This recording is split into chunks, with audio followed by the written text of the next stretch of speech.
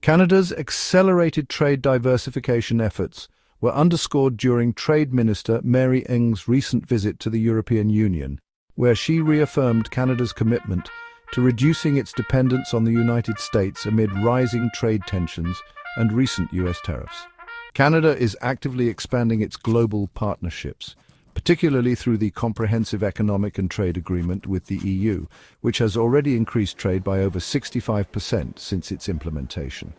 Minister Ng's discussions focused on critical minerals, energy and technology exports, strengthening Canada's role as a key European supplier. Beyond Europe, Canada is shifting its energy exports to Asia, particularly Japan and China, to reduce its reliance on the United States as the primary oil buyer.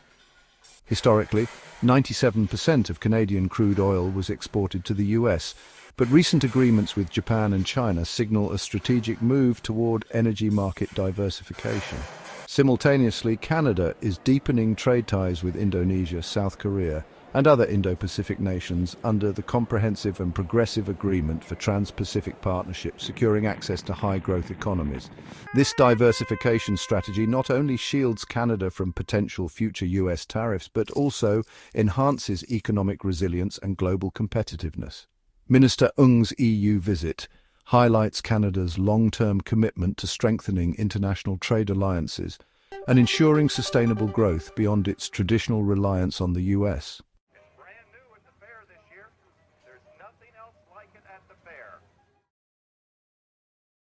Canadian Trade Minister Mary Ng recently visited Brussels to bolster economic ties between Canada and the EU, aiming to diversify Canada's trade partnerships beyond the United States. This initiative comes amid ongoing trade tensions with the US, including recent tariff threats. Since the provisional implementation of CETA in September 2017, trade between Canada and the EU has seen significant growth. Two-way merchandise trade reached a record high of KD 100 billion in 2021, marking a 33.7% increase from 2016 levels. This growth outpaced the overall 18.6% increase in Canadian merchandise trade during the same period.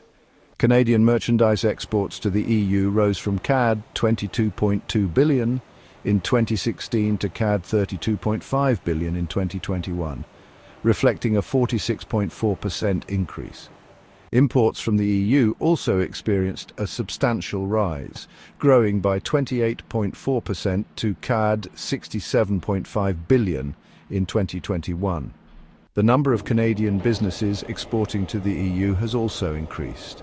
From 2016 to 2019, the count of Canadian firms exporting goods to the EU grew from 7,753 to 8,291, with small and medium-sized enterprises being the primary contributors to this growth.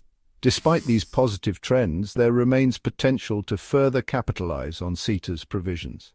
The utilization rate of CETA preferences by Canadian exporters was 57% in 2020, indicating that a notable proportion of eligible exports did not claim preferential treatment. This suggests opportunities to enhance awareness and support for businesses to fully benefit from the agreement. Minister Ng has emphasized the importance of leveraging CETA to its fullest extent. In discussions with EU trade officials, she highlighted the need to assist Canadian businesses, particularly SMEs, in navigating export procedures and reducing bureaucratic hurdles. This approach aims to facilitate easier access to European markets and promote mutual economic growth.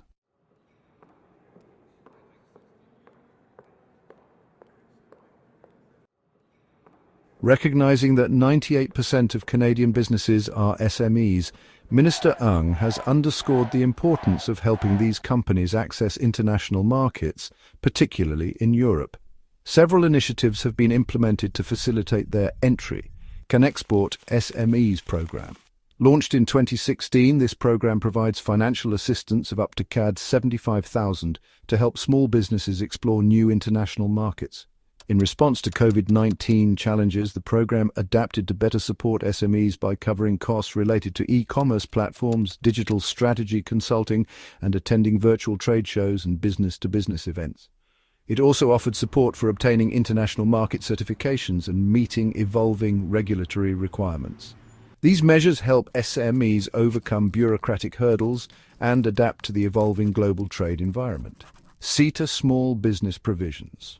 In February 2024, during the fourth Joint Committee meeting of CETA, Canada and the EU concluded negotiations on text establishing rules to facilitate SME access to investment dispute resolution under CETA. This development provides SMEs with a more straightforward mechanism to resolve investment-related disputes. Mutual Recognition Agreement for Professional Qualifications.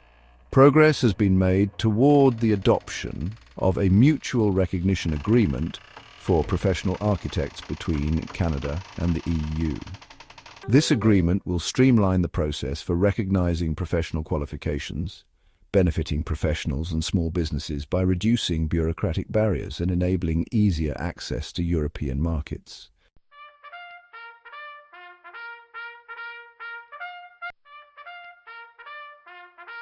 Canada and the EU have been strengthening their collaboration on critical minerals, which are essential for green technologies such as electric vehicles and wind turbines.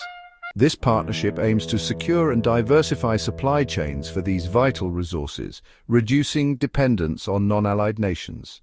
In 2021, Canada and the EU established the Strategic Partnership on Raw Materials, focusing on enhancing the connection between Canadian and European raw material industries to create a more resilient and secure supply chain. They are also promoting joint research and development initiatives to advance extraction, processing, and recycling technologies for critical minerals while upholding high environmental, social, and governance (ESG) standards. Canada has identified 31 minerals as essential for the transition to a green and digital economy, recognizing their crucial role in the production of clean energy technologies, electric vehicle batteries, semiconductors, and other advanced industries. To secure its position as a global supplier of choice, the Canadian Critical Minerals Strategy, supported by nearly $4 billion in Budget 2022, outlines a plan to develop, process, and export these resources while adhering to strict environmental and social standards. The strategy prioritizes sustainable mining, ensuring that extraction and processing methods minimize ecological impact. This includes stricter environmental regulations, advancements in recycling technologies, and low-carbon mining processes such as electrification of equipment and carbon capture initiatives. Many of Canada's critical mineral deposits are located on or near Indigenous lands. The government is working closely with Indigenous communities to ensure they benefit from mining projects through revenue-sharing agreements, job creation, and skills training. Projects are expected to uphold free, prior, and informed consent under the United Nations Declaration on the Rights of Indigenous Peoples. Projections indicate that the sector could generate thousands of new jobs and attract significant investment. Regions rich in these minerals, such as Ontario, Quebec, British Columbia, and the Northwest Territories, are expected to see increased mining activity, leading to new infrastructure and expanded supply chains.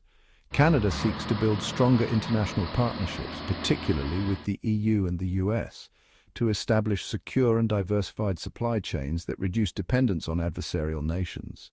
By investing in innovation, sustainability, and Indigenous partnerships, Canada aims to solidify its role as a reliable, ethical, and competitive supplier of critical minerals, supporting both the Canadian economy and the global clean energy transition. During her visit to Brussels, Canadian Trade Minister Mary Ng met with EU Trade Commissioner Maros Sefcovic to discuss further collaboration on critical minerals. Both parties acknowledged the importance of these minerals for manufacturing green technologies and emphasized the need to strengthen supply chains between Canada and the EU.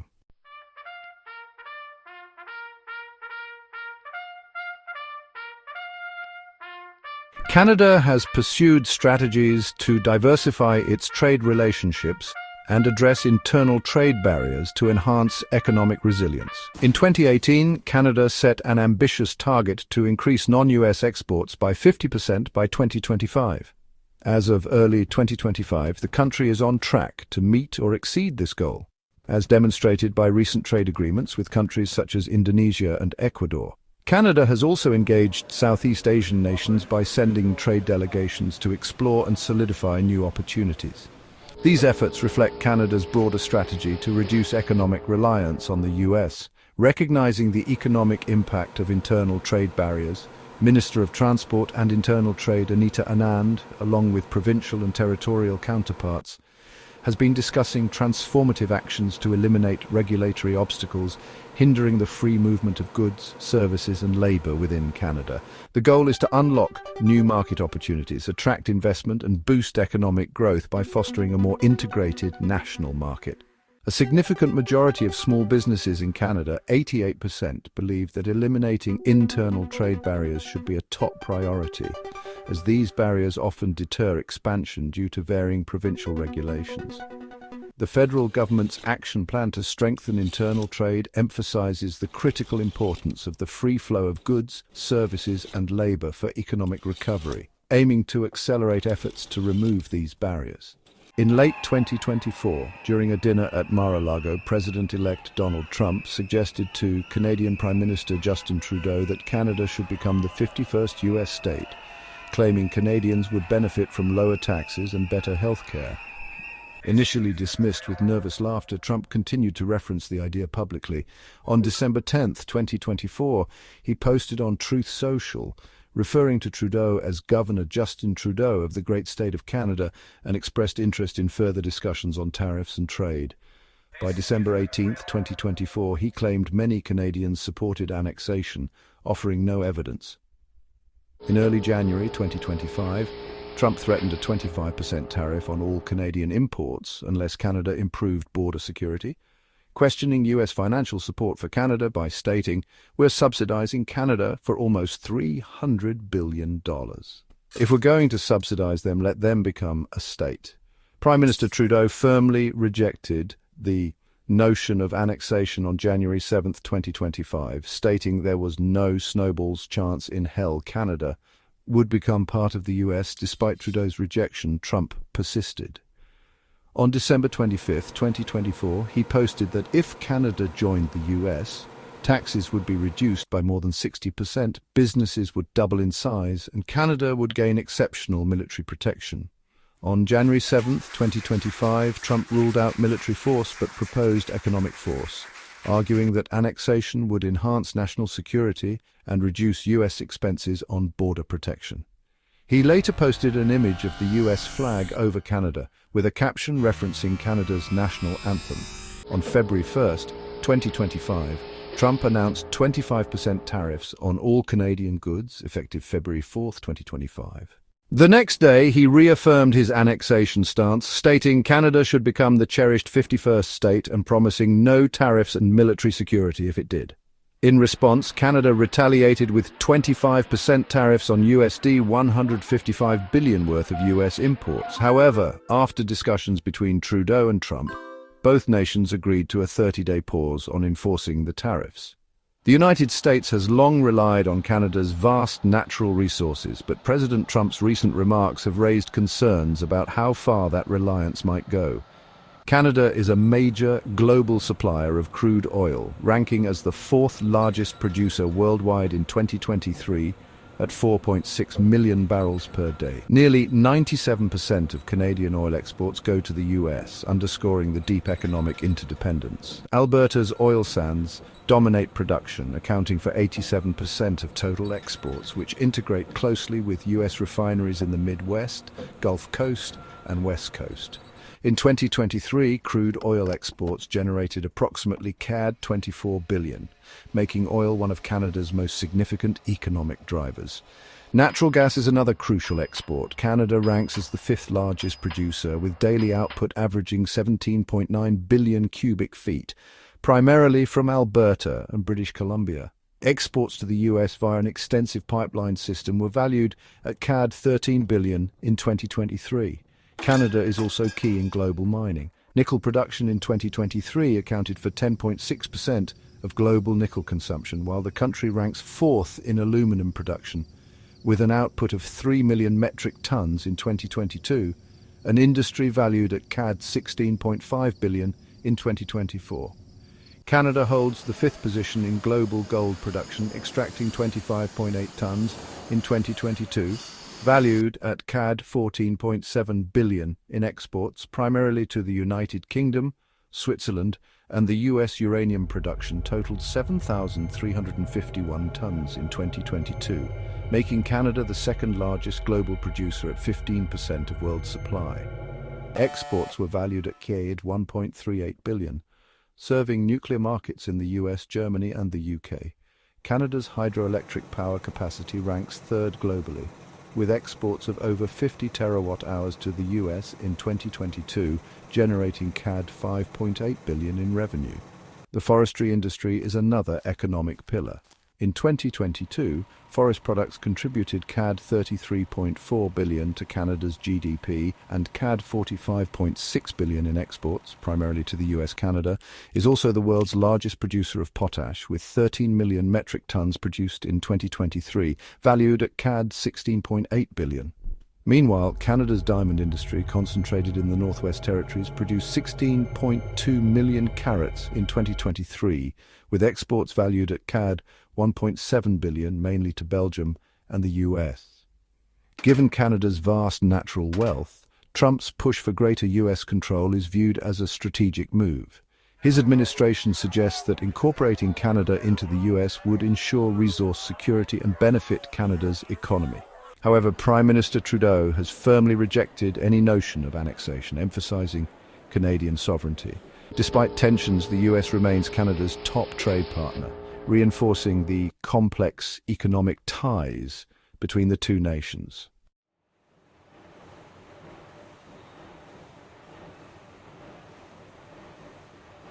The imposition of tariffs by the United States on its closest allies has led to significant shifts in global trade policies. Once deeply integrated within a US-centric trade framework, allied nations are now diversifying their economic partnerships to reduce dependency on the US. This represents a long-term restructuring of global trade in which US allies will not suffer losses, but instead forge new, sustainable business relationships with other partners. While the US may have initially used tariffs as economic leverage, the unintended consequence has been the push among allies for trade diversification. Countries like Canada, the EU, Japan, and South Korea, historically reliant on the US market, have responded by actively negotiating free trade agreements with other economies. The EU has strengthened ties with Canada through CETA, while Canada has expanded its reach through partnerships such as CPTPP with Asia-Pacific nations. Japan and South Korea have similarly accelerated trade agreements with the EU and other economic blocs, reducing their exposure to US tariffs. In the long run, these diversification efforts enable allies to find alternative suppliers and markets, making them more resilient to economic coercion. By cultivating stronger trade relationships with emerging economies, these nations secure essential goods and resources while tapping into new export markets, gaining a competitive advantage through a more balanced and diversified trade portfolio. Conversely, the United States stands to lose significantly from this realignment. By encouraging its allies to seek alternative partners, the US diminishes its own economic influence and constrains access to foreign markets. As allies form long-term agreements elsewhere, American businesses may find it harder to compete, potentially leading to job losses and slower economic growth. Moreover, US consumers will bear the cost of higher prices, as tariffs limit the availability of foreign goods, reduce competition, and drive up inflation. Ultimately, while tariffs were intended to protect domestic industries, they have sparked a global trade transformation favoring diversification over dependence on the US. In this new landscape, allies will prosper through expanded trade relationships, while the US risks economic isolation, reduced market share, and inflationary pressures that could weaken its own economy if it continues down this path. What do you think? Write your view in the comments. That's all for this video. Thank you for watching. We sincerely appreciate you joining us today. If our content resonated with you or sparked inspiration, please consider expressing your support by liking and subscribing to stay connected with our community. Your support holds immense value for us. You can watch another video from our channel, which is now on the screen.